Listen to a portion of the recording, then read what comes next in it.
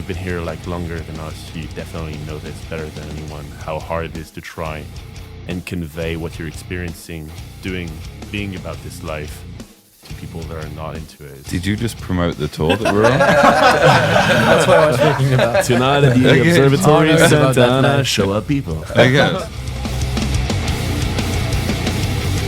Isn't that weird about the sound of your own voice? Is that it's only you, it's only in your head. Yeah. It's like no one hears what you hear, right? No. It's just funny. Right, I need to get. I'm trying to copy what you're doing over there. I'll do it. I don't even know what I'm doing, so it's fine. You know what? It's weird because we're so like.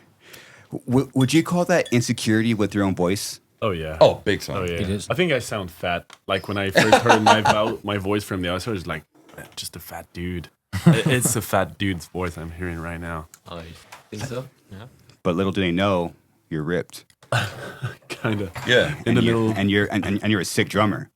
Oh, stop it. Yeah. I'm a blush. I'm very blush already. Well, Alrighty. we got 1056. Thank you for making time to be here. Thank you for having us, man. Thank you for having us. Yeah. Yeah, we had some crazy weekends. You guys played Aftershock? Yeah. 2 days ago. Yeah, was it? 2 days ago. It was mental. We was not expecting.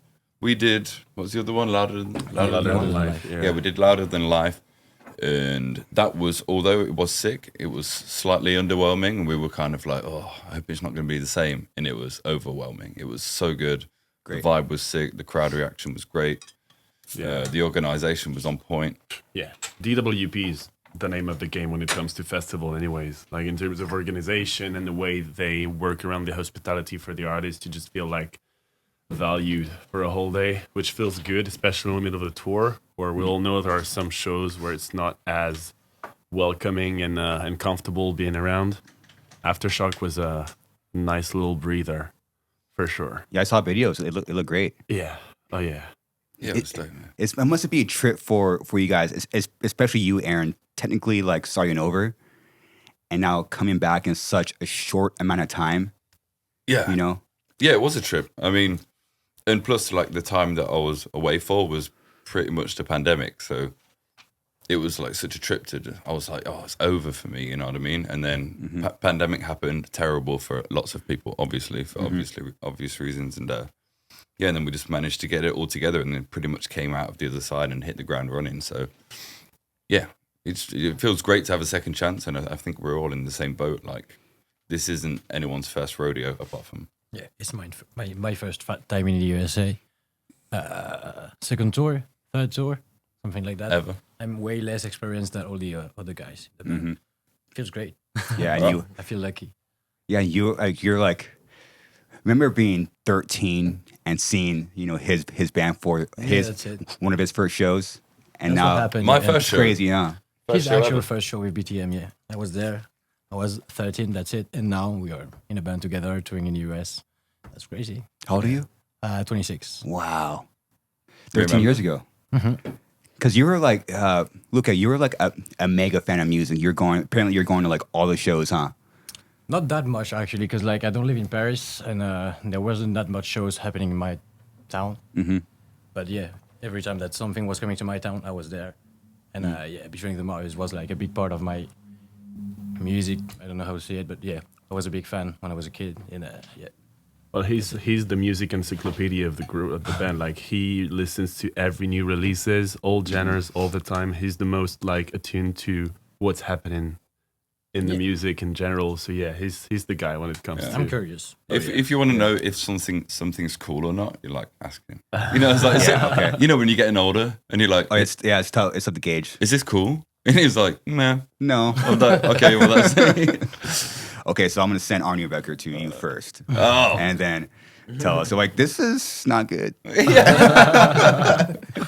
Where were you 5 years ago? Oh, come on, man. I'm just kidding. No, it's really nice to have like a fresh perspective on music. Yeah, how has that been for you? Great. I mean, with this, it's constantly new bands, Yeah. constantly older bands, like the up and coming. So it's a constant flow of music, and it's weird. Like, it's kind of funny. This hit me like 2 months ago, where this is what technically what I used to do, where you're at all, you just go on to shows when you're young and talking to whoever you can. You know, either whether it's a club promoter or like a band or a friend that's a friend of a band that you want to try to hang out with. I was, oh yeah, this is what we used to do. It's weird. This is like a other version of it. Yeah, for sure. And then riffs started to come back. It's Really? weird. So, sorry to turn the question around, but do you get the feeling that you were starting over at some point? Of course. Yeah, Yeah. like with this and Multiple times. multiple times. Let's see. There's the obvious tragedy of Mitch. There's the self-titled was a big reset for us. Yeah, Yeah, and then after, and it's funny because when you make a change, there'll be remnants of said change, and you kind of have to go through. I want to kind of fine tune things, right. so I'll call that for me like maybe 2 years ago. So, Yeah. So you know how it is to kind of start over. Yeah, You know. yeah. Yeah. How's that been for you? It's been good. I mean, I don't want to make this. I mean, none of this is about me, right? But it was just good to find a bunch of people who are on the same wavelength and who are supportive of things that I want to talk about. You know what I mean? That was a really big thing for me. Like people that want to push me to express the things that I want to say without barriers and stuff. And It's hard to find. this group of friends, right? And this group of friends and the people that we're working with, no one's like sticking any barriers up and saying, you know, you can't say this, you can't say that, or this is too extreme, or even musically, you know, like I feel like we all have the same opinion that we're just going to go as far as we want and in any direction we want. And I felt that with my previous project, it was just barriers everywhere, barriers.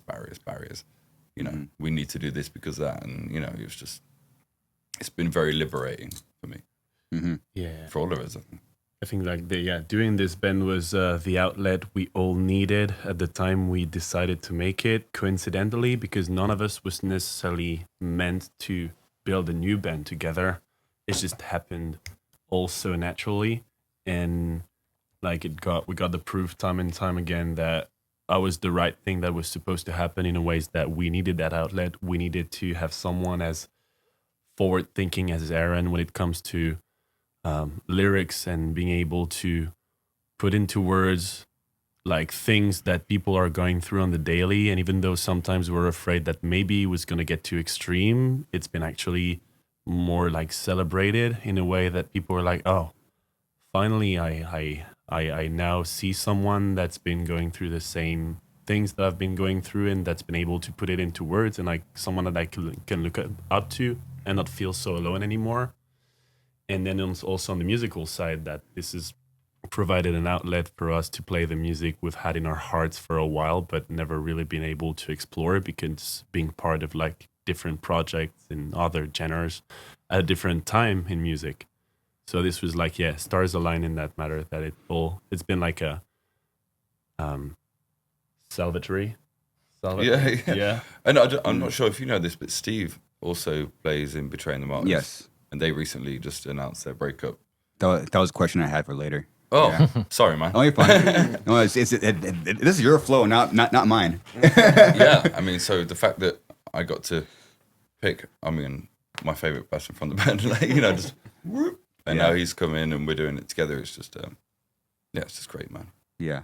Being surrounded by good people, you know, you're surrounded by great people, so you know how important that is for happiness and to being a productive. You know what I mean? Of course, man. What did you initially think when now we're going backwards, but it's fine. What did you think when Aaron was kind of out and 1 foot out? Here we go. Sick. I'm interested to know because he was extremely supportive. Okay. And so what's funny is friend. that yesterday we played a venue in Los Angeles, 1720. Last time we played there, that was with Betraying the Martyrs. That very same night when we left the venue, 3 hours after that, everything was burning in our van. So this venue and this thing is very special because the next day after we burned the van, I was with Aaron in the swimming pool. We were in the middle of a hotel in the middle of nowhere. And Aaron came to me and he was like, dude, I gotta tell you something. I'm telling it to you because we got this. You know what I mean? We got those people that yeah. And he told me I need to get out of that, and I was like, please do, because back then he was feeling. I mean, it was not. You can say it. You were fucked by then. You were like you couldn't go on stage and feel yourself, and I could feel it. And before being my colleague, Aaron has always been my friend, and as a friend, I was like, please, dude, get out of that, because it was destructive for him, and I don't want to see my friend like so bad and stuff. So after that. For me personally, saying that meant like shooting myself in the foot, because in my head, in the back of your head, you're like, yeah. And I was like, Betraying the Martyrs without Aaron doesn't exist. I mean, I've been watching Betraying the Martyrs as a kid, as a fanboy, and all I could see was this big dude like ripping the stage, and I was like, what is this band without this guy? And pandemic happened, and 2 years of depression, and just like thinking about what we've done before is never coming back ever. And in my head, I was done. And then one day, I was just like completely in the middle of a burnout. I was going on vacation in Thailand. I was at the airport. He called me. He was like, "Hey, actually, Nico, our bassist, cannot really do shows for TEN56. You want it?" And I was like, "Fuck yes, let's go, let's go." It was like, and since then, never stopped. Things happened with Betraying the Martyrs that, well, eventually we couldn't keep up. It was becoming very complicated to continue as a band. But no, I mean, I feel so grateful that somehow things turned out that here we are. And what's funny is that this dude here, Arnaud, we played together in Uneven Structure, a band, progressive metal band, like in 2016. Oh yeah, And- Betraying the Martyrs stole Steeves from Exactly. me, and now I'm stealing Steeves back. Exactly. That's exactly what happened. And leaving That's Uneven cool. Structure, it broke my heart, because I was leaving him especially, and now like I'm back in the game Wow. with these two guys, and I have these two guys as well that I mean Queenie, I know him for like more than 10 years, stuff like that. 10 years? Yeah, always been friends and all. And that's what I feel is very valuable with this project. It's the like we are like friends before being colleagues, right? So which makes a huge difference. I guess you know what I'm talking about. It's you can be in bands where you have colleagues and it's not enjoyable. It's not. No. When you're on the road, especially, you need to be with friends, in my opinion. Yeah. All right, turned out well. It did. It's like this this undeniable energy that's brought like your friends back. Yeah. And brought like the right people, like the right Yeah. amount of crazy, the right members. That's weird. Yeah, we brought brothers by design. Like we haven't even chose it for ourselves. It's just like the universe put us in that spot at that time, because nothing would have like told me in any parameters that I would be in a band with Aaron. Like we just like met across festivals and then, but we hardly ever spoke before. Queenie, we did our first European tour together like over 10 years ago when we were both illegal and needed to have the letters from our parents allowing us to leave the country. Whoa. Steeves, yeah, we've been in bands together. Luka, we didn't know. He this was an guy. embryo at that point. Yeah. I'm the same age as you guys. Not really. Not really. You too. Yeah. Pretty much the same. 1 year, Yeah. 2 years. That's I'm 10 still years. 26 at that 10 time. years. 10 years. Yeah. Wow. I got to tell you something. It's kind of fascinating that when Aaron was kind of on like the way out, you looked at him at first as a friend. Because that's what people should do, right? I mean, it felt natural to me. One thing that struck me when I entered the band, Betraying the Martyrs, is that I felt Aaron was really like, I thought he was the guy in charge of everything. When I joined the band, I realized it was very different. He's in charge of nothing. Yeah. No, it was more barriers once more. Yes. You know? Okay. Exactly. Yeah. More barriers. More. I won't use the word gatekeeping necessarily, but yeah, I just didn't. I didn't have access to the things that I should have had access to, and yeah, and that's what happens. Yeah. No, but I mean, that's one of the things I was really surprised with, and I was like, why, like the rest of the band doesn't really listen to what he says, because there is like very interesting ideas. And I remember we started writing music with BTM the very last moments before you left the band. That kind of felt somehow like very, well, too heavy for Betraying the Martyrs, of course. Yeah. But some kind of the premises of, not the premises. Forced the little thing that became something that you can feel in TEN56 now. In the way he was approaching like the no compromise writing of stuff, pretty much, which wasn't possible for him in Betraying the Martyrs, I believe. Yeah, it wasn't possible. So, yeah, and that's what Friends do. Like he had way more potential. Friends also tell friends to stop hitting the table because you're playing them. Oh, yeah. Don't do that. Yeah, that's cool. Yeah, it was great. So it's always good to have friends that, you know, have your best interests at heart, you know, not their own. Yeah. He was one of those people who was like, okay, you're destroying yourself, like physically, I can see it, you know. I was like bloated, bloated fuck, drinking and shit. I was just unhappy, you know. Yeah. Were you, do you believe in karma? I don't want to admit it because I've probably got some pretty bad stuff coming my way, if that's the case, you know what I mean? From the past or whatever. But yeah, I guess I do, yeah. I mean, if you're nice to people are nice to you. Man. Yeah, there's not, karma isn't always bad. People, when you say the word karma, people just immediately associate it with bad, but you know, there's good. And I think this is a prime example of good karma. Yeah. Where, you know, you're willing you basically without even saying it, like you're willing to walk, okay, if he's gone, my band's gone. Yeah. But you're willing to step away. Of course. I mean, I don't want my friend to feel bad. And I mean, yeah, karma, of course, I do believe in it. Even if it doesn't exist, it's just a principle of life. That just be nice to other and think like about the wellness around you. What you give, you get exactly. back. Yeah, but Steve, of all people, is that one person that will put everyone's well-being before his own to a point where it's irritating. Yeah. Like slap in the face irritating sometimes. Yeah. It's just like, go to fucking bed. Stop worrying so much about other people. Like think about you for just once in your life. He does that. I think that's a great quality. It's cool, man. You should be proud. We love you, Steve. Oh yeah. You're a blessing. You're a blessing. That's not heavy, dude. What the fuck's going on, man? But I do punch my bass sometimes, so that's the heavy part. Yeah, that's the outlet you need. Yeah, and just end up with bloody t-shirt every night. I see it. It's pretty insane what all of you guys have done since 2019. The band started in 2019, correct? 20. We went public in 21. 21. Okay. Yeah, so we played our first show in April. Last year in March. 22. Last year? Just played our first show last year. Okay. Just over a year ago. Yeah.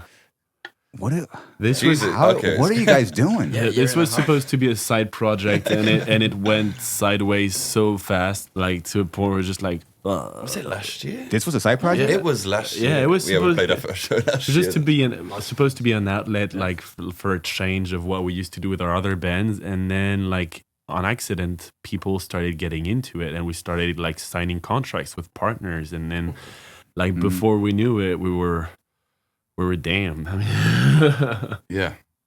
We're sitting in the tour bus like, oh shit, it's gone too far. You know what I mean? You know, I just wanted to write some breakdowns. God damn it. Yeah. Now we're on tour and stuff. No.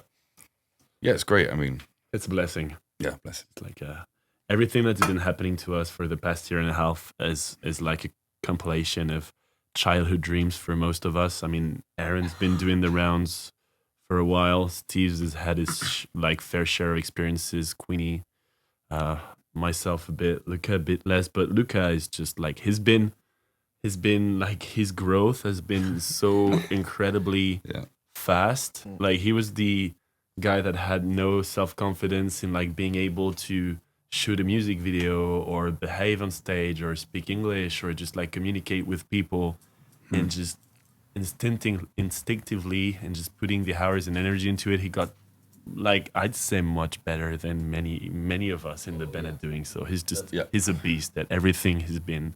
I think that cosplaying Jeff Hardy was the best thing that you could have done. What happened? Cosplaying Jeff Hardy. I always say that it looks like Jeff Hardy. Yeah. Yeah, because I wear like long sleeves. Yeah, long tight sleeves, and he's got that sweet hair, and he's like Jeff Hardy, man.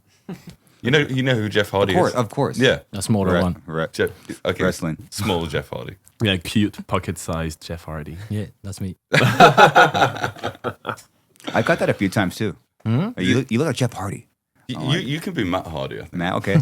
Dude, we could be a wrestling duo. Let's do it. And then could start our own band. And then that'll be a side project that turns into our main band. Yeah, and it would be called Ladders and Chairs or some shit. Ladders and chairs? Yeah. Did you just come up with that right now? Yeah, I think so. I mean, Ladders and chairs? Ladders and Chairs. Is there a band called Ladders and Chairs? That'll be No, like he's got the Hardy Boys. that'll be up like on the screen. sickest like wrestling. I'm sorry, slam. but can you go back to that photo? I mean, how do you not look like Jeff Hardy? Right. So you are. Yeah, there's definitely I mean, yeah. Please don't tell me I look like that. I don't want to look like that at all. That's exactly what you look like. No, dude. I mean, no. They're both handsome. Yeah. You know? And they're living legends too. Living legends. Like, I mean, what they've done to their bodies, dude. It's insane. All those ladder matches. Like, how do you and how do you keep doing that without being seriously injured? Well, they probably were. Whilst having so much Riz doing it. Look, that photo, the one where they're in the red. Boom. I'm sorry, but that's Luka right there. Look, I gotta be honest with you. The fact that he tucks in his shirt and you do as well, it does add to it. Okay. Yeah. Accept that. Yeah. He's like, oh, fine. Sometimes you just gotta accept it. Yeah. This gentleman came up to me and was like, "Dude, I thought you were the bass player for Metallica." I was like, "Cool. You should have said, yeah, I am. I dude. am. What's up? So, Buy me a drink." buy me a drink. Do you have a baby? I'll sign it. Yeah. I'll lean up. I mean, Rob is a handsome man. I'm not saying he's fat, but what I've noticed is when I've been out of my diet, I'm eating a lot of pizza, drinking a lot of beer, I'm bloated. People start saying it. I have like this automatic negative You're thought when someone saying that says Rob's it. fat. No, I'm not. No, he's not. But it's just something when my face Is he is saying bloated. that Rob's fat? When I get a little bit, I think you're chunky- saying that Rob's fat. No, That's is that the headline? That's it. That's a says- thumbnail. it says- Do one of these faces. Oh, that's Rob's fat. Oh, this is. I don't know what it is. Like if I get like a little bit chunky, I think we just look so Rob's alike. chunky as well. Okay. I don't know what it is. So I don't care, but it's just like I just automatically associate what you're saying I'm fat. If that makes sense. Oh yeah. I don't care that about the middle comment. One, that middle one is there's something. There's definitely something here. Is there something there? Same person here. Yeah, That's you. something. That's Yeah. you. After a few pizzas. Oh my goodness. How do you guys compare in terms of net worth? You reckon? Well, I wish my net worth from the internet was true. Oh, How much is How yours? heavy are you? I think it was. Oh my god, we're gonna pull it up right now. I think it. I saw 3 million. Dude, Wow. one of these sites, mine is something like 57 million. 57 million? I'm not even close to We anything sell- like Dude, that. dude, buy me a car, man. What the fuck you doing? I want $57. That would be fine. You know what I mean? It was 16 million on one of these websites, but also 100 you had $2. God. Yeah. Oh, yeah. Oh, 2 daughters as well, it says. Same. I don't have any children. Where do people get these net worths from? I don't get it. Just like rough estimates from streaming numbers and potential assets. It's just like comparison. You are one of the richest guitarists from the United States. Oh my, that is so wrong. Go up. I 100 million? 100 million. Hey. Damn, dude. I could fucking buy a car, dude. That next website these beers aren't quotes even like cold. according to Forbes. So Forbes has been looking into your accounts, G. Oh no. That's pretty cool. You got the IRS fucking knocking on the door and shit. It's scary. Oh no, it's dude, I always do my taxes. You got to do it. No Me too, matter, man. As we all, right? Yeah. no matter how much I didn't make, guys, there's no matter how broke I ever been or the band's ever been, always done my taxes, always get health insurance. Oh yeah. And now you're worth 100 million. One day. Maybe it's your future net worth. Yeah. Maybe it's their When Joe Kinda Rogan gets assassinated, mysteriously, in the upcoming weeks, and your podcast gets bought out by Spotify, Oh damn. that's when it's happening. Oh, that is a kind of a worry. It's like, man, like What, the Joe Rogan's going to get hit? No, that with that too. Is that like a thing right now? Is that? Well, I think I'm putting a hit on him, so your podcast becomes the biggest podcast, Appreciate that. and that's how you're going to get to 100 million. Okay. And I'll do your taxes. Oh, thank you. I got you, mate. Doing taxes suck, dude. Yes. I would know because I do that all the time as well. Do you have health insurance? Well, we're from Europe, so that's what's up. It's a Oh, given. okay, great. It's a given. It's just like being born here. Okay. There's not much happening. It's just like that's a granted. That's sick. It's Yeah. cool. Yeah. It's cool. Up to a certain point though, like Americans would assume we have everything and anything for free. You know, it's just like It's not.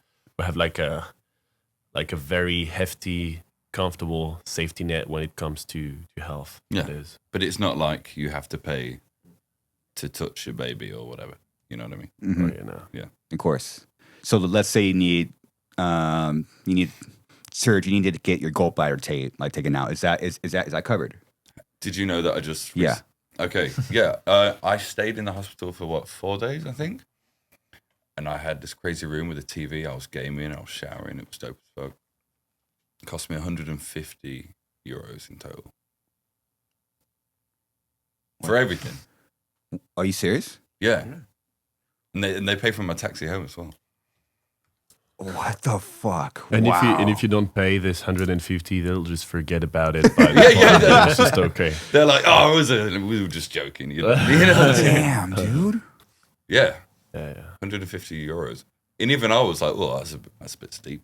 You thought that? Oh, we felt bad for him that he had to pay 150 because, like, in our mindset in Europe, it's like, so you had to go through surgery and you have to pay for this shit. It's just like, so it's a bad news on top of a bad news. That's terrible. But it's just like the model is totally shifted, which isn't very cool because that makes us very entitled.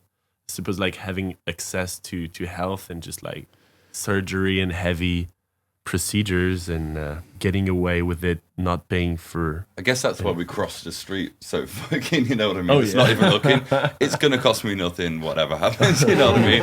Everyone's just crossing the street recklessly because whatever happens, I'm not paying for it. Wow. Oh yeah. So yeah, your surgery happened back in February, correct? Something like that, yeah. What was it? Gallstones? Yeah. I hear that's the worst pain. My lady just had it. It's terrible. Bro, like the first time I had two, like, I don't know what to call it, like episodes or what, pain episodes. First one, I was doing sit-ups and it just happened, right? Mm-hmm. But I was on my own. I was just crawling around on the floor for like an hour, maybe two, just like drooling on myself, you know, when you're so much in pain that you're just like, ah. And the second time we were recording vocals together at my house. And I was just like doing vocals and it just hit me again. And luckily they were there and they were like, hospital. And I was like, nah. They were like, yeah, hospital. Yeah, we got to go. Yeah, I went there. I was just like, they'll just give me some painkillers and send me away. 4 days later, came out. Yeah, but I'm glad I had it taken care of, right? Because they were like going towards my pancreas, and they were like, yeah, you could have got pancreatitis or whatever it's called. So they probably had to give you an X-ray. So you know what I mean? Because they first say that's pretty common. They'll send you home with like painkillers. Yeah, And then like what's like? Okay, so you go back. I went to the emergency room, Mm-hmm. but you know that feeling like where you go to the emergency room and it's not hurting anymore. You know what I mean? When you go to see the Sure. doctor, and as soon as you get in front of him, he's like, "What's up?" It's like, "Well, I feel fine now, but earlier." You know what I mean? It was Yeah. like that. I was like, "I feel fine," and then they just put me in a scanner. They were like, "All right, that's good. I'm gonna take it out or whatever." Fuck, that sucks, dude. Yeah, I mean, I poo a bit weird now, but fucking that's it. Yeah. So what is the? So if you get your gallbladder removed, what is like the after effects? Like what changes? Does it create or it stops excess bile? It creates bile. It creates bile, So, yeah. but I think it stores it too. So that's something about bio. I'd assume Bile. that Bile, if you vomit from now on, it's going to be a totally different experience. I haven't done it yet. Want to try? Yeah. Can you pass me another bit, mate? Beard up, dude. Yeah, beard up. Yeah, I mean, I just poo a bit weird now. But, I mean, when we're in the States, we shit super weird anyway. It's true. Like lungs, flaky snakes, whatever. Yeah. But back home, we was like logs. And doing all of that while touching your like toilet-made feet that you don't know, like that heavy trucker, Yeah, middle of but- Texas. The lack of privacy in American toilets is mental. Like your doors are like this big, and there's We like really gaps, and don't you're Oh making yeah, there's like this big like 2-inch gap. yeah, and you're making eye contact with some dude. Ben. Aaron's taking a shit right now. My goodness. In some venues, you like sitting taking a shit, and your head's like above the door or whatever. You're like, Do you have some explanations about that? Because we really cannot understand what's going on. Like, were you on a budget when building all these toilets? Because you go like all fancy and glitters, but then you didn't have like what it takes for that extra lumber piece for like Yeah. filling the lower part of the door. That's weird. I don't know. I think it's a mix of. It's like who is going to the bathrooms and kicking down the fucking doors? because they're all fucked. It's like you got to go to the bathroom that bad. You just run up and kick the door down. Like why are all the bathroom stalls fucked up?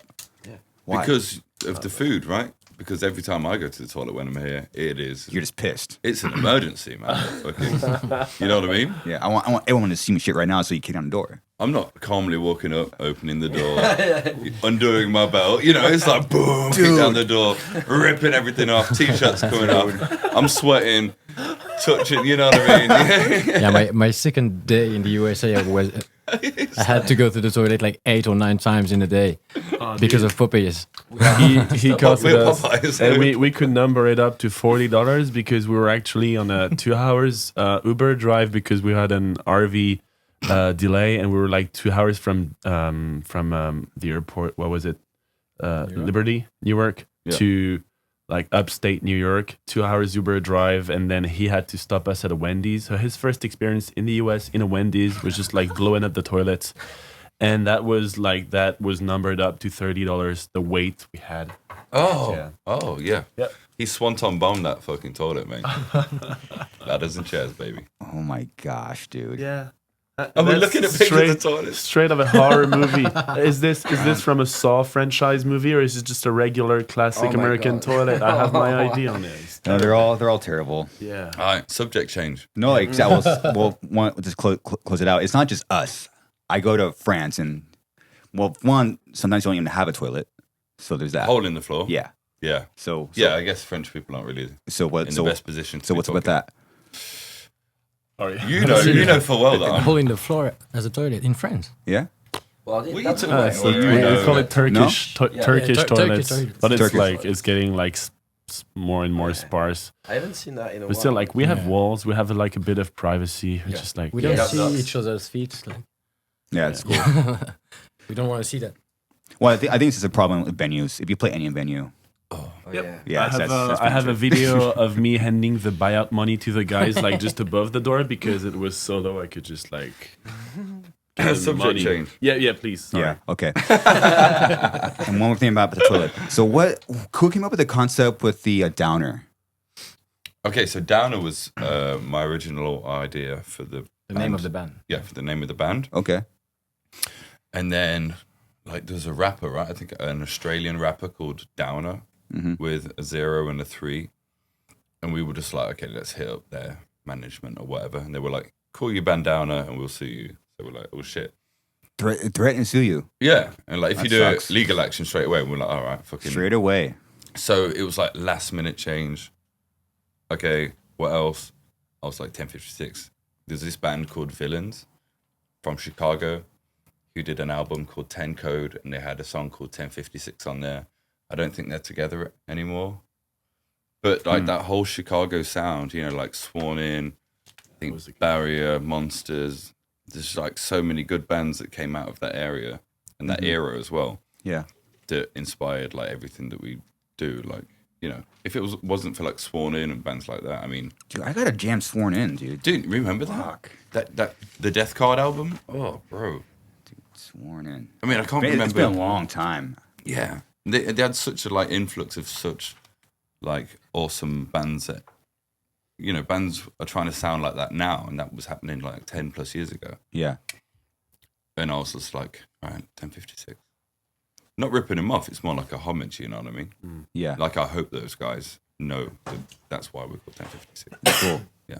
And it's a sick ass police code as well. Yeah. Well, it means a crime scene, right? Or going- death by suicide on a scene, or Drug usage. yeah, people under the influence on like public ways, sort of. So it's just like two subjects that really match, anyways, the themes we're getting into in our songs. And it writes real well on the t-shirt. Yeah. Also, I think. Yeah. Genius. It rolls off the tongue, except when you're getting interviewed by like French people. They're like, we are here with 1056. Dude, looking up interviews of your band was driving me insane. Was it all French? Yeah, it was all French. Yeah. Oh, here's one. Oh shit, it's in French. Yeah, it's that one. The one had captions. Oh.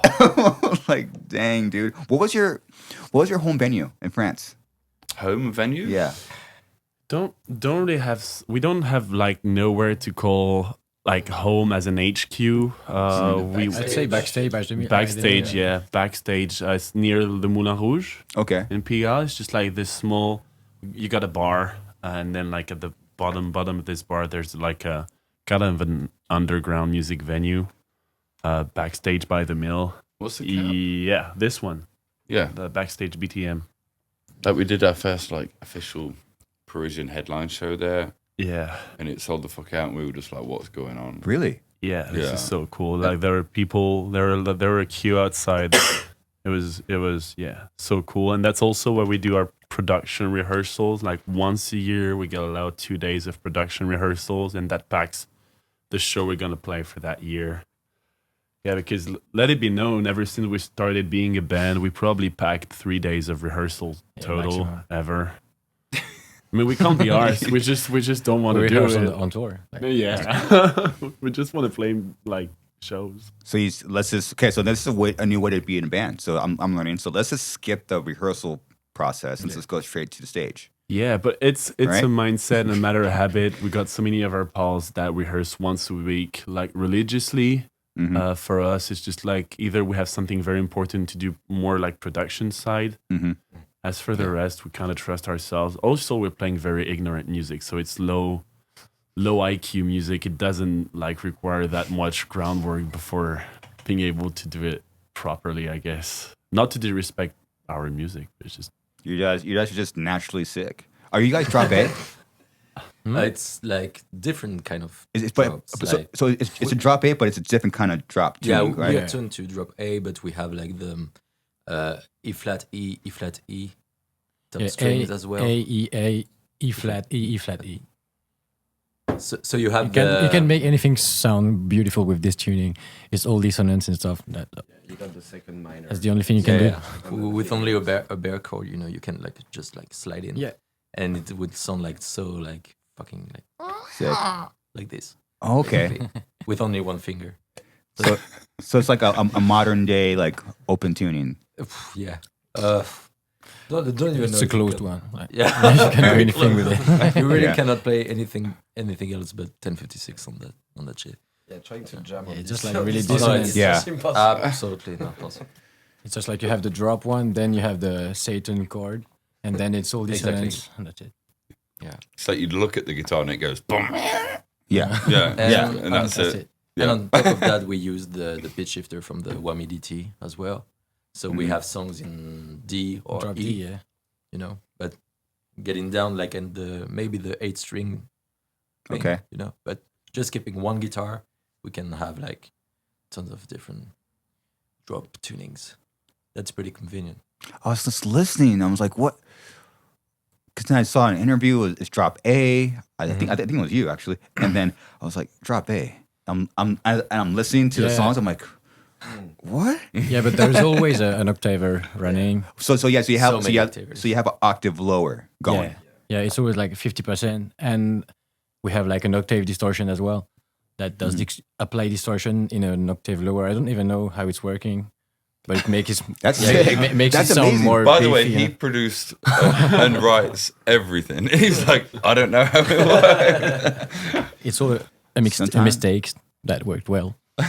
Something that I learned from him is that heavy doesn't mean low tuning, and I learned it from 1056 because I was the same as many people. I was like, wow, you're in drop Z, whatever. Well, we play in It's drop just D like- sometimes. Like Boy is in drop D. It's actually really low, like It's double drop D. actually- 'Cause But it feels so like heavy and low that many people are like, they're just like wondering like if we're tuned like very low. Actually, Not the that tone. much. No. Diazepam, That's drop tone, A. like, Yeah, everything comes from the tone and what he managed to do. Like, that he has no idea how. He doesn't know. Already. Yeah, how did you guys find this sound? Hello. Like, how? Yeah, what? So how it started, right?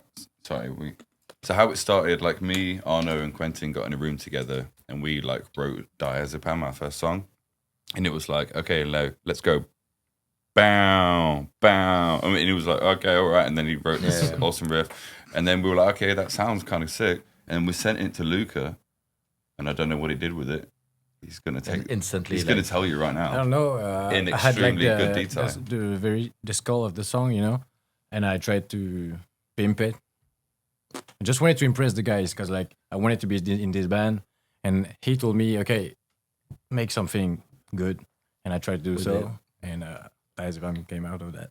Oh yeah. All the sound design and stuff. That's what I did. Yeah, and I was pretty scared about this song first because, we were that like the three of us and sounded like pure shit because No, it I was did- I actually really didn't good, but add- it sounded like Emure. no, but yeah, maybe, but I don't have any like production skills and stuff, so it was like very, very raw, very like, and doesn't sound Yeah, good to raw me. demo. And I sent that to Luka, and what he did after, I was like, fuck, I love this song, but I hated the song at the beginning. I was like, no, that's shit. It's like boom, boom. But this guy does like a fucking magical thing on that. Yeah, it's just like he sent us like snippets by snippets in proportions of like 10 seconds, and just like these 10 seconds we couldn't get over it. We kept listening to it. It's just like, what the fuck is happening? Because Queenie sneaked in Luka unbeknownst to us in the band. We were just Aaron, Queenie, and I. We didn't want anyone else to be involved apart from us three at the beginning. And then Queenie sent us a bunch of like rough demos and was just like, dude, look what I just wrote. And I was like, this is fucking sick. What's happening? And just like, well, now that I know what you think about it, I gotta tell you about my friend Luka. And at this point, we couldn't say no, so we had to meet the guy, and then it's been That was my technique to get him on the band. Like, That's genius. I really wanted this guy. Like, so. Yeah, we were at a friend's birthday party, and everybody was showing his stuff, and a friend of mine told me like, show your stuff. You have to show it. I was like, no, I don't want to show it. And I did. And Quentin came to me like, we are forming this band. Do you think you want to come into the band? And I said, yeah, why not? Okay, send me the files and I'll make them believe that it's me. And that's so what they he will did. like listen to it. He even pitched you in. Yeah. Wow. I don't think you needed to do that though. I would have been like, the 13-year-old kid? Fuck yeah, let's go, man. I remember. Queenie know we're a bunch of like narrow-minded, like confident bunch sometimes, and maybe he thought he'd A have little to guy like with go no over experience, that no shit. barrier. You don't want him. Yeah. That's it. Well, That was that's fun. that's a good friend because like sometimes you know your friend's dynamic. You kind of know. Okay, wait, maybe if I just make it more innocent, he'll be more. Sometimes you got to open the minds of your bandmates, and it sucks. It fucking I drives mean, me it was insane. the very beginning of the project, so I didn't want to instantly going like, hey, I want this new guy to be here. Can you listen to what he's doing? So I was like, I will do it that way. Maybe it's gonna be easier, and it worked. So Everything in this band happened in this like similar fashion. That was the four of us, and then when it came time, Aaron was still working at a bar by then, and he had a friend of ours, Nico from Novelists. He had him listening to what then became Diazepam, like Luka's version. And this guy, drunk at a bar at 2 a.m., was just like, let me be a part of this band, and I'll sign you to my label. And that's how we got signed to our current label. Excuse me. Yeah. Yeah. So Like, he listened he to just that listened to song. it once at the bar. He was like, all right, cool. You guys are signed. What? And it was just like a little snippet of what he'd done. Yeah, around shots at 2 a.m. at the bar Aaron was working in. And then we got a label with Nico from Novelists. And then he couldn't really get involved with that band because it was busy with Novelist. And he's got like a leader mindset. So if he's not like 100% in control, he's not really interested in. So he just like very kindly stepped out, which made room for Steeves, which is our like brother and best friend collectively. And then on the same kind of accident, we got a booking agent and another one, and it's just like it feels like we tripped over a stick 2 years ago, and we're just like on the verge of falling for the past 2 years. We're just like things keep happening on accident ever since. Why does everything sound like an accident? Happy 'Cause it accident is. though. Yeah. It's like I don't even know how I found this tone, but I got it. Even the music sounds like an accident. Yeah. And then, we were like, put it out. But, we've known each other for a long time. Mm-hmm. We've been on the road together and stuff. And you meet those people, right? So Mm-hmm. it's a lot easier to contact like a Marco from Avocado Booking and be like, no. Yeah. But what's funny is he messaged us. He was like, Yeah, he came to us. yeah, can I book you guys? We're like, yeah. Yeah. Whoops. Yeah. And then JJ came along, JJ Cassier, who boxes in the States. Mm-hmm. Like our record label guy, owner, Andre, was like, I'm flying to the States to talk to some people. And he was like, meet JJ. And JJ's like, you want to work together? Yep. And then it's like, That's whoops. it. Too easy. Yeah. But I guess like the biggest takeaway from all this adventure with this band is that things start happening once you stop actively looking for it and you just focus on the love of your craft and just like Mm-hmm. doing what you do. Because we all spent like 10 years doing this before and things were a bit harder to come by. And I like on retrospect, I think because maybe some of us were like trying to force things to happen or connections to be made. And from the moment we stopped looking for this, because this was just a fun little project for us and we were doing out of pure love and the need for an outlet. And then since like all the best thing in life, love is the main like driver behind this. Like if you look at cathedrals in Europe, this is for like love of like a superior being.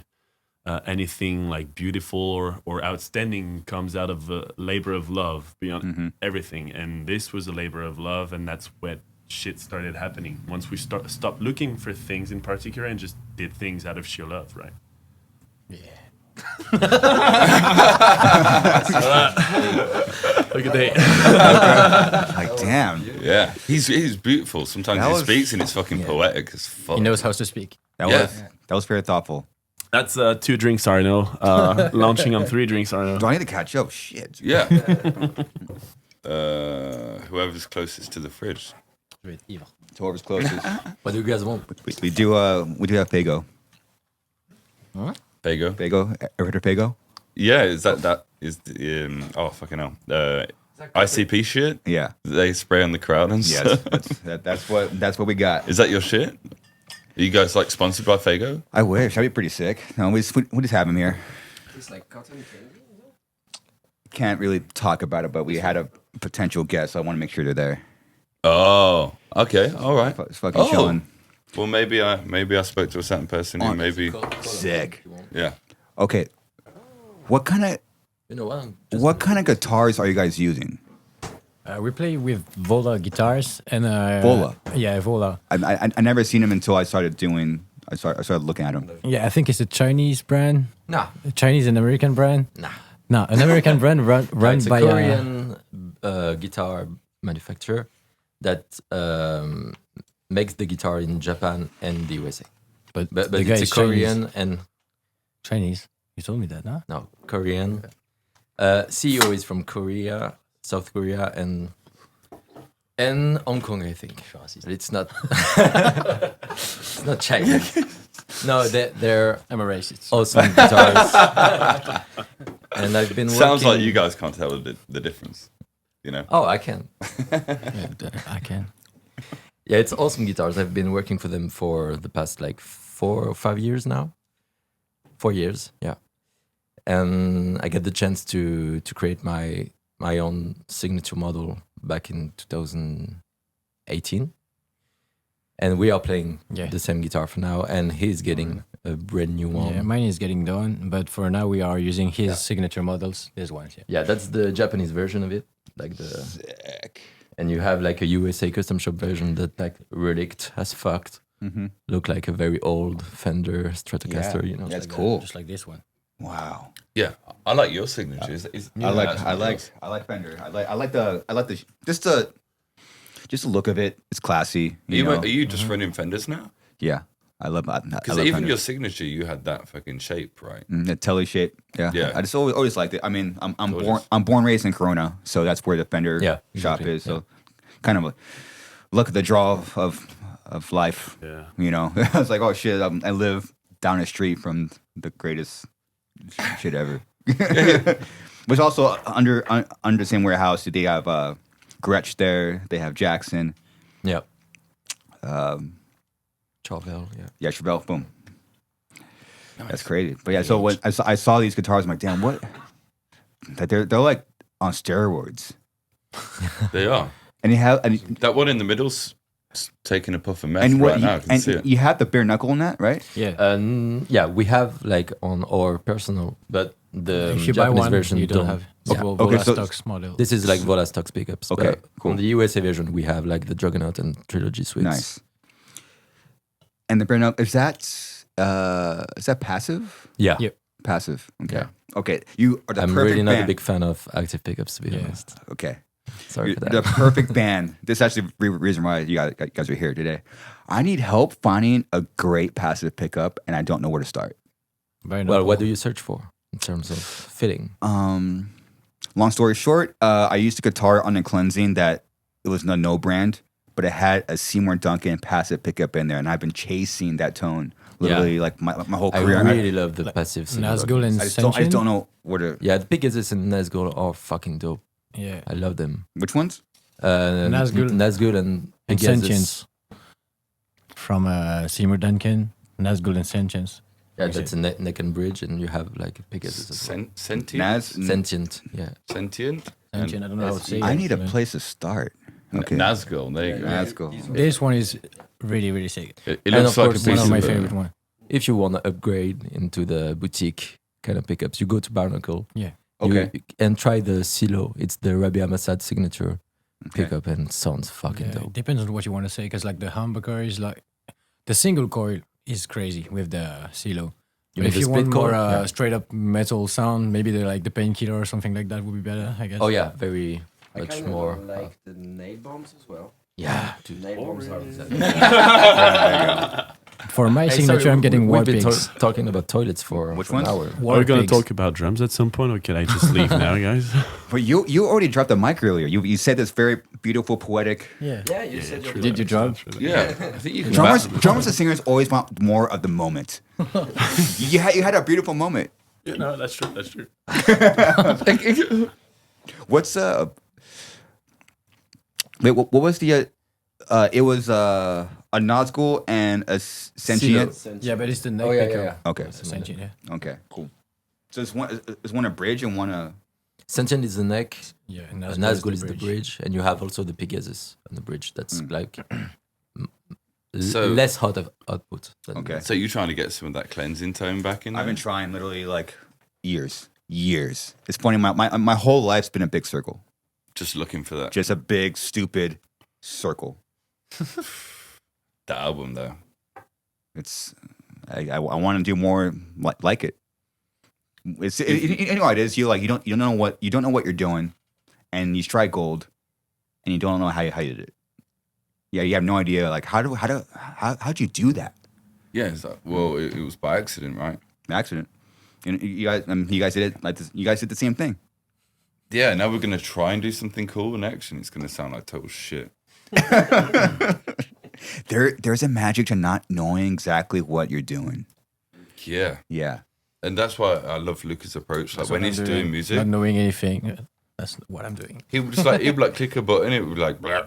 We'd be like, okay, oh, that sounded cool. Just stick that in there. So, should we clean it up? No. Let's move on, whatever.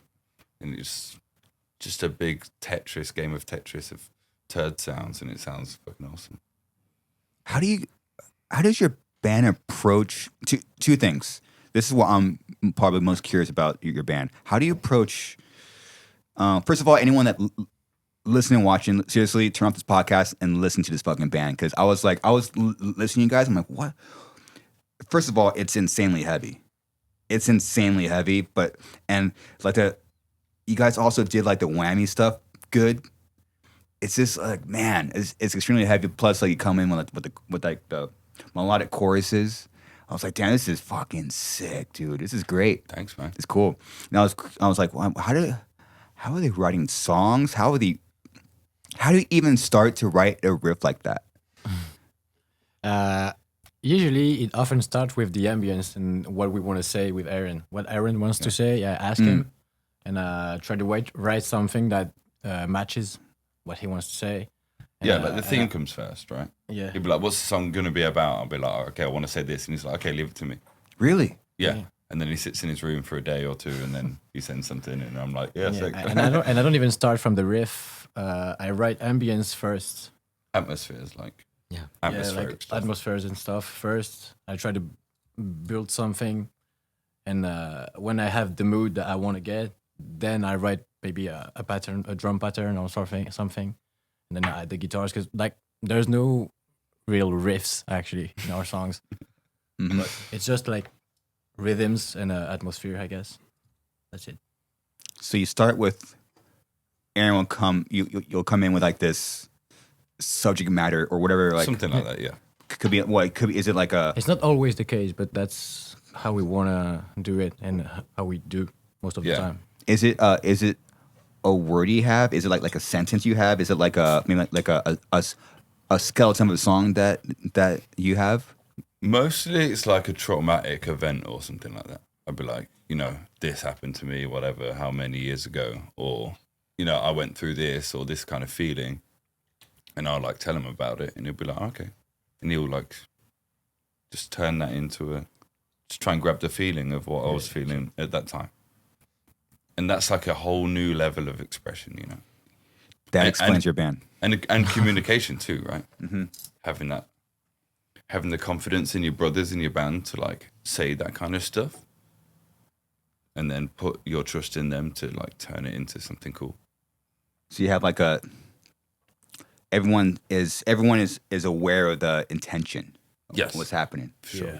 But one of the first thing we said together as a band, one of the collective message that stuck is just no compromise, and that goes for everything. So good. There's just like no direction, no aim for success. Just like whatever we do it uncompromised, and even if that like drives us to our loss or demise, then at least we would have done everything the way we wanted to, with no filter or no trying to please anyone else but ourselves. It's just like that goes with lyrical, that goes with music production, that goes with the way we're trying to handle business. It's just like no compromise. That's the only rule we have to stick to together. Yeah. Well, that's a great rule. Yeah. I mean, we've all had to spread our butt cheeks at one point, in the industry, Yeah. in our separate lives. Still doing it. Still getting fucked.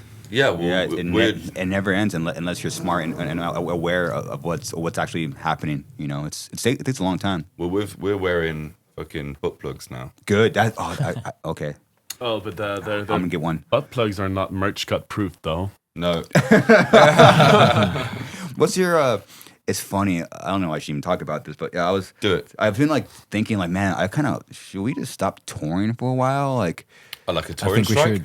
should. yeah, no. You could do that too, but man, it's like just You guys? just a temporary expenses. So I'm curious where you guys are at with like, what are like the merch cuts out there? Like, I know like Live Nation did like this thing recently. Yeah. Yeah, I don't. We're gonna experience that benefit for the first time tonight, actually. Potentially, because all the venues, even run by Live Nation, we've been doing for this tour, were not part of that program because course. there's a small amount of venues. Well, merch cut for one is a first for us, being from Europe, because there's no such thing as merch cuts in Europe except for festival, but they provide a service. They sell your merch. Well, then a merch cut makes sense, but here in the US, it's just like for a small square footage and a table that they take 20% off of you. Obviously, that makes no sense for us. And obviously, there's going to be like counterparts and consequences to this like apparent blessing Live Nation is giving right now. But just got to wait and see what it's going to be about, I guess.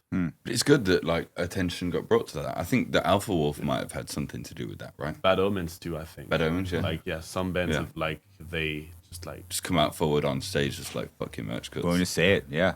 Fuck you, I heard that they say something. Alpha Wolf. They said something about there's one venue did like 60%. Yeah, and they went on stage and they were like, It's like, dude, like you're losing money. yeah, of course. It's crazy. Festivals we played on this tour, because being foreigners with state taxes and everything, we've been taxed up to 67%. So we said no. Yeah. So at a festival I should not name, we sold for a certain amount that was a pretty cool amount for a festival, and we netted down to $170. Oh my fucking goodness. Yeah. We basically lost money. Yeah, Yeah, it's we like did. for exposure, being like first tour in the US, like, well, it's cool if some people are wearing a 1056 t-shirt, because we even for us, it's still a cool thing to see.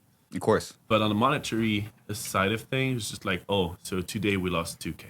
It's just like, Cool. Fuck, man. Yeah, I think it's really important for people to be aware of.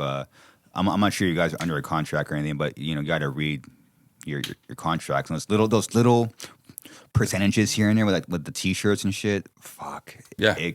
It could fuck you, because first you gotta one you got the merch bill. So there's that. It's right off the top. So you actually pay for it, actually get it in your fucking hands. And then there's the merch cut. yeah. And then if you have a team, like a manager, that's 15% Yep. at the top. So if you fuck up with that first percentage, if you sign a deal or you're talking to a merch company, you have a certain percentage that's not in your favor, it's like just like the thing. Everything after that is so hard. You're just gonna get constantly fucking punched in the face, Yeah. Yeah. constantly. Mental. Oh, yeah. That's what people need to understand regarding like merch prices. We're obviously, bands are the least happy about having to up their merch prices, but just like if we want to make a margin, like as little as even $5, we gotta stick our t-shirts up to $35, $40. That obviously makes no sense to us either, because if I go to any department store, $40 for a t-shirt is gonna be way above what I'd be used to be willing to pay. But then if you count like production costs, card processing fees, merch cuts, state taxes, whoever's commission, then you're left to just a couple bucks margin on a $40 t-shirt. It's just like ridiculous, because It's merch. the fans that are getting fucked too, right? Oh yeah, But yeah, we don't they're- want yeah, we don't want them that's to fine. pay. No. Exactly. And there's this sound guy. I'm not going to say his name, but he's on the circuit. He works for a big band on the circuit, and like I see people like that often say shit like, if you accept tips at the merch table, then you're a broke ass bitch band or something like that. Yeah. It's like, what other fucking choice do you know what I mean? Fuck. Even to beer, it's like 10 to 13,000 visa cost and the flights, and then you got to buy the merch. And I don't think people know how like much bands get shafted. Oh yeah. There's no taboo about it. We shed 80K before stepping foot in the US to be able to tour here, and we're not being fancy. We obviously didn't go for the cheapest things. We wanted a comfortable vehicle. We wanted a sound guy, a media guy, and a driver, and that's it. And this visa, flights, merch, backline, that's 80K for us to be here for 6 weeks. Yeah. So to Easy. break even with that, Easy, yeah. when you're gonna be cut out of like how many % of every t-shirt you sell for 20 square feet in a shady venue, it's obviously we have things to say about this. Of course. What keeps us here? I mean, because we could read anything we read online. We will go to any venue and you see the percentage, whatever. You get home after being away from your family or for a month long, and then you get the bill where you're not making. You say, but you do it again. Yeah, we're still doing it. Yeah. What is that? It's that feeling, dude. What is that? I don't know. Like, what is that? We're here Because among being brothers, on stage is cool. Exactly. That's it. and we're here I've been among asking myself brothers. this question for years. Yeah. Because we've been doing this shit for years. And I mean, we're going back home. Fucking tired. Social batteries are down. We can't even talk to course. our own families when we go back home because we always with people. We tired as fuck. Mm-hmm. After 5 days home, we're like, okay, let's go again. Let's do it. Anyone That else jump we bored? did earlier is to do it again. Yeah. But there is that little thing that happened on stage. up. When you're on stage, there is that what I call the magic part of the stage, which is like literally like between you and the crowd. And there's something happening right here that I can't explain that drives me back again and again and again. Stop hitting that table. You stop hitting the fucking table, Steve. Arrête de taper la table. You gotta fucking drive the point home sometimes. You know, it's gotta. Yeah, it's just, but that's it, right? It's like, why do we spend 23 hours a day doing stuff that we don't like just to go dun, dun, dun, dun, dun.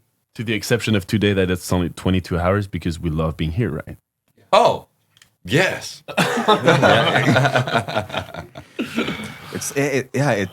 It's love, but I'm always like, man, it's like transcends love.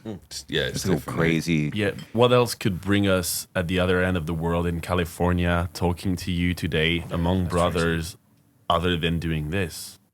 Like, it's not a fucking tie suit 9 to 5 that's gonna lead us to doing this. We get the best lives. Yeah, It's man. obviously it's a blessing. There's no other word. I wouldn't change it for anything. No. Yeah, same. Yeah. No. It's a disease. It's a fucking virus, though. yeah, Let's be honest. It's more of a I mean, disease. we're cursed. We're cursed with not willing to do anything else but this. Like sticking our ass in a van, not being able, like skipping showers for days on end, fed on water and Chipotle. Hey, Like say healthy. that- That's the healthy version. Yeah. Yeah. Well, this is somehow, and for myself at least, this is the only moment where I feel like I'm doing something Yeah. for the world. I mean, For the world. well, except for the world, for the outside world, for someone. Well, that's the only moment where I feel useful. It's when I do the shit. Yeah, same. Yeah. Exactly the same. Let it be known that Steeves is a top-rated cybersecurity officer. He can ruin like the entire world's bank Yeah. system Don't say at a finger touch Don't if you wanted say it. to. FBI is on my knees now. Well, there is something worse than that. It's not doing it. Right? Yeah, it's like a weird. Yes. It's a Well, weird it's that thing. feeling when you get home as well and you're not doing it and you realize that no one calls you anymore. It's called Because- depression. Because you're not fucking there. You know what I mean? No Life- one's life hitting you moves up on. anymore. Because like, oh, shall we call Chris up? Nah, he's probably on tour. Mm-hmm. All right, let's just stop calling Chris. You know, does that happen? Of course, man. You get home and it's like, oh, no one wants to hang around with you. Yeah, But they do, but they don't. You know. People move on. People think you're busy. Your favorite restaurants close down at home. Oh no. Weddings. I think my lady's starting to accept the hard way. Like you physically cannot be at weddings. Physically, like you'll like it's funny because like your brain will like tell you, yeah, make it happen. But then you see dates. Yeah. It's just like literally can't. I've never been to a wedding. in my life. Funerals. What? I've Really? I've never been to a wedding once. Been Not to a one- funeral though. Not one wedding. Not even my mum's, because I was at a show No. and I hate myself for it. And to this day, Really? yeah, she got remarried. Fuck. And you're not there. You know what I mean? It's the worst. Oh yeah, I did exactly the same. You did the same thing. Yeah. You're with your sister. And I was on stage. And I was just like, what the fuck am I doing? You know, I should be there. Felt awful. Yeah. But there's that thing that tells you, It's a part of it. go to the fucking show, man. It's gonna be cool. It's gonna be beers there or whatever. I actually missed the last day of my second bad pitch. Like one of the person that was the most important for me in my professional career got cancer. Couldn't go to see him because we were doing this rehearsal. He died the next day, and I couldn't see him. Yeah. Because of that shit. But it is what it is. Or because of the fucking bum bum bum bum bum. Yeah, bum, that's bum. why we're angry as well, I guess. End of the day, it's taking a lot of on our lives. So, yeah, fucking angry, hitting on instruments. Yeah, we can all agree that no one that's not people that are not part of this grind can hardly understand, and like there's no blame on them. They cannot understand what's going on in our minds and lives, as in why we choose to do what we do and what it implies. Like people fall in love with the idea of it, but when it's just like materializes, there's just a whole other level of events and truths that are happening around it that people cannot really get a grip around. And once again, not the blame to put, but just like building relationships and families and keeping it up with your friends and family and people understanding around you is it's never a given. It's hardly ever happening because they cannot understand what's happening. You can feel that. You know that. You've been here like longer than us. You definitely know this better than anyone, how hard it is to try and convey what you're experiencing, being about this life to people that are not into it. Did you just promote the tour that we're on? That's what I was thinking about. Tonight at the Okay. Observatory of Honest about Santa that Ana, life. show up people. Yeah, sponsored by Coors Light. Fuck yeah. No, you got your lifers. You know, and mad respect to your band, and mad respect to the sacrifices that you continue to make. Mad respect to you, man. It's cool, and that makes your music makes a lot of sense. Thanks, True man. that. Well, But you're a living legend, man. I'm proud to be your mate for so long, and Damn, Aaron. glad Thanks, to be here, man. man. Thank you. We're honored. We're I honored. remember back in the day, I got really sick, and you guys bought me soup. Really? Yeah, it was in Worcester at the Palladium, and I got sick. And I think it was Dan Kenny who bought me soup. He Sick. gave me a bed on your bus, and I drank soup there. Oh my God. I was like, God, That's sick. Thanks, guys. We'll close it on either a low note or a high note. Diazepam. High noise. What about it? What does that song mean to you? Had trouble with pharmaceutical drugs and stuff, depression, anxiety, and and I think that I was going through like a really strong addiction. Well, I know that was during the end of Betraying the Martyrs cycle. Oh, he's not. He's over here like, yeah, you were. This is what we were talking about. Right? Yeah, and I was just going through a really, really strong benzodiazepine addiction, and just the way it made me feel, and it's just a lot of really, really, really negative thoughts, and that was just what I wanted to talk about. I don't know. What does that stuff make you feel like? And then, Diazepam? yeah, and then what are the thoughts associated with that? Let's put Xanax and Diazepam in the same shit. Got it. Cool. Do you know how that makes you feel? I've taken Xanax. Yeah, I used to take it like in 2009, 10. It was like a couple years when we were flying everywhere. We'll take a lot of Xanax. Time travel as a band. You time travel. You put alcohol on top of that. It's dangerous. It is. I haven't done Xanax in well over 12 years. I'm terrified of it. I'm Really? terrified. Yeah. Why? It's just it makes you not give a fuck. That was it. Well, basically, that was it. I was That's like, the point. That's what you want. yeah. Well, that was it. I was just like, so anxious about everything. I've always been an anxious person, right? But it just got to a point it was crazy, and I was just eating anything that made me feel like I didn't give a fuck, and always drinking, and then not giving a fuck about anything, and just having like suicidal thoughts a lot, and that was kind of shit that I couldn't speak about with my old band. And what's funny was, like, we were writing the last Betraying the Martyrs record together. I was still in the band, and we were doing pre-production in like some remote place. And I would like do some Betraying the Martyrs vocals and shit. And then on the sly, I had the Diazepam instrumental, and I was just like writing lyrics and then recording that in the studio with BTM. I was like, this is what I want to be saying right now, you know.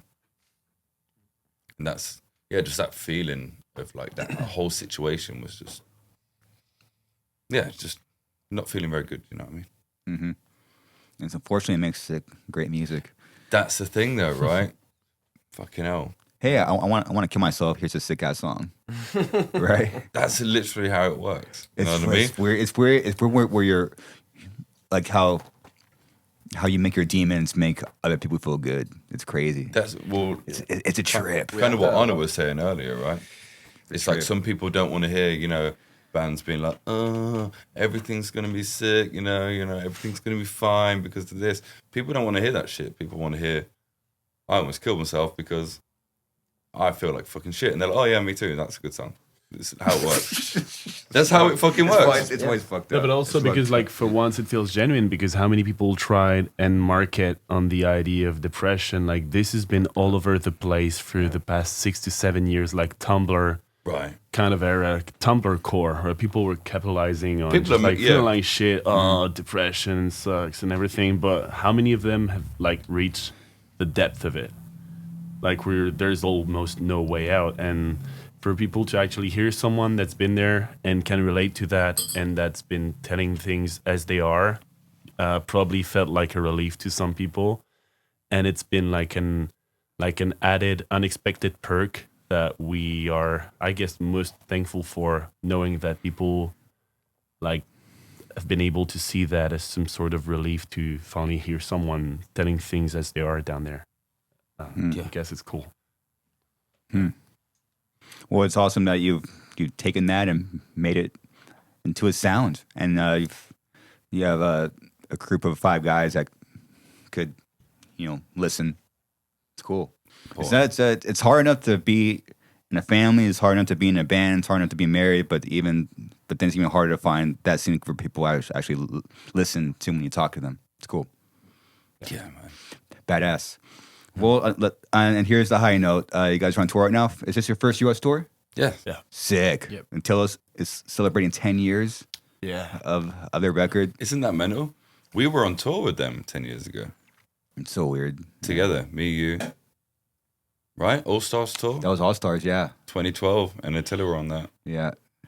Here we are, still old as fuck. Boom, it's still Just fucking old as fuck. Shit. Fuck, god damn it. It is crazy. Yeah. Yeah, so the tour's going great. Come to a show. When's this coming out? Let's see. Not this Monday, but the next Monday. So Come to the last show of the tour then. I don't know. So where we at? We'll be. Come to Orlando. Come to the show before the last show. Come to Orlando and Georgia. That's sick. Both, dude, I mean, great markets. Yeah. Sick. Well, Aaron, it was an honor to reconnect with you. I'm fucking proud of you, man. Thank you. You guys are fucking sick, man, and you guys come a long way already. Thank you, man. It's badass. Love you, Chris. It's nice. It's nice to see you, alive and well. Cheers, man. Love you guys, man. All right. Thank you again. Thank you. Thank you for listening. That's it. Later. Crew, thank you. What up?